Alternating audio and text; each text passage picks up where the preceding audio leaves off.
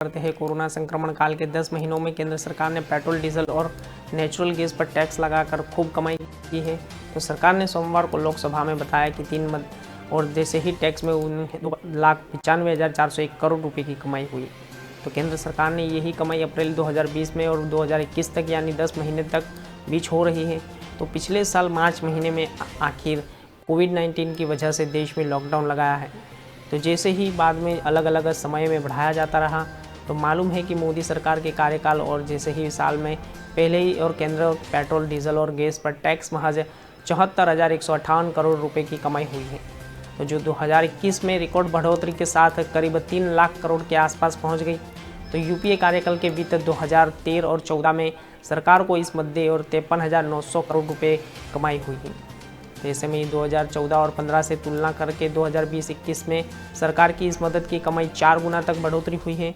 तो इन्हीं आंकड़ों को दूसरे शब्दों में समझे तो 2014-15 में केंद्र के कुल टैक्स कलेक्शन का पेट्रोल, डीजल और गैस का हिस्सा 5.4% जो हो चुका है।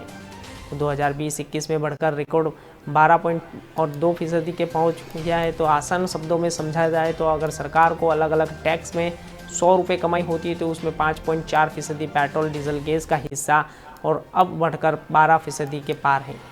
तो अब इस संबंध में वित्त राज्य मंत्री अनुराग ठाकुर ने लोकसभा के सवाल के लिखित उत्तर में बताया कि केंद्र सरकार ने मोदी सरकार के आने पर पहला साल 2014 और 15 के दौरान पेट्रोल उत्पादन शुल्क से 29,279 करोड़ रुपए, राज्यपाल और जैसे डीजल उत्पादन शुल्क से 42,881 करोड़ रुपए की कमाई की।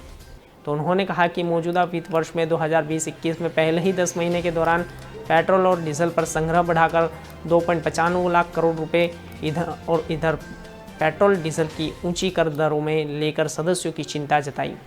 तो जैसे ही वित्त निर्मला सीतारमण के मंगलवार को कहा कि इस सेवा कर परिषद की अगली बैठक में पेट्रोल डीजल के जीएसटी के दायरे में लाने के सुझाव पर चर्चा की, तो उसको लेकर खुशी होगी। तो पेट्रोल डीजल को केंद्र की ओर उत्पादन शुल्क और जैसे ही राज्य में वेटो लगाया जाता है तो यही इनकी कीमत में आधे से अधिक योगदान रखते हैं।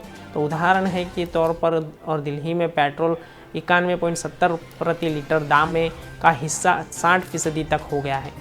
तो इसमें उत्पादन शुल्क का योगदान 36% तक है। तो यही दिल्ली में डीजल 81.47 पैसा और जैसे ही 53% की हिस्सा थी और जैसे ही डीजल के खुदरा मूल्य से 39% का हिस्सा उत्पादन शुल्क का बढ़ाया जा रहा है।